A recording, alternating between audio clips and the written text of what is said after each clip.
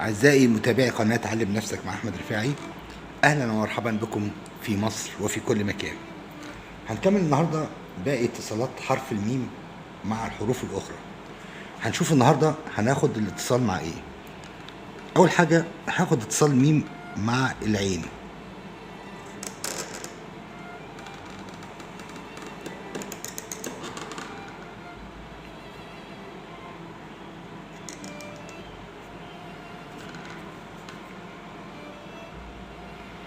وبعدين اتصال ميم مع الف.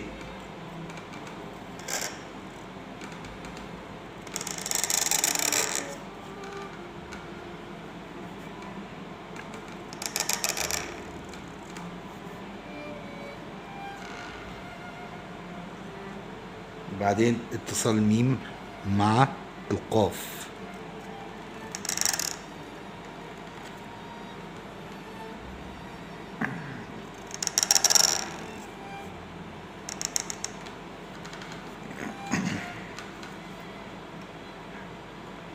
ناخد اتصال الميم مع الكاف.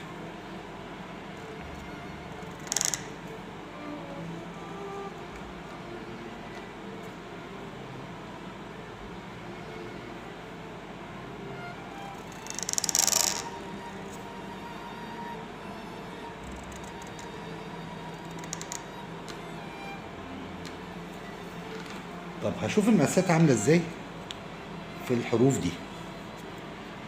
زي ما احنا متفقين بين الميم وبين كل حرف نقطة، ماشي. العين،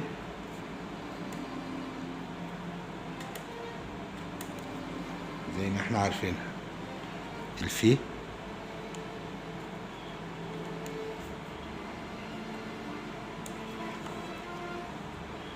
هتلاقوا يا جماعة من هنا ورايح كل الحروف اللي احنا بناخدها اصلا يعني خدناها قبل كده، يعني هي عبارة عن مراجعة.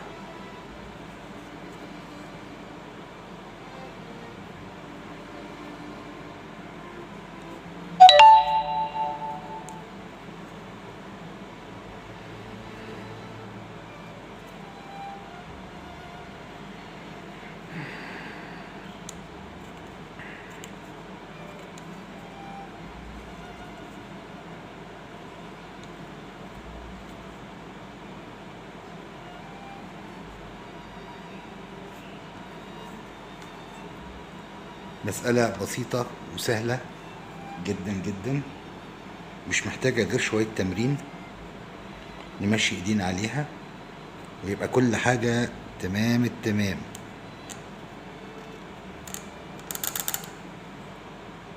احب اقول لكم ان احنا قربنا فعلا نخلص منهج خط الرقعة، نتمرن عشان بعد ما نخلص الحروف المتصلة هناخد شوية تدريبات وجمل ومراجعة عامة عشان نخش بعد كده على خط النسخ ان شاء الله. اشوفكم الحلقة الجاية على كل خير.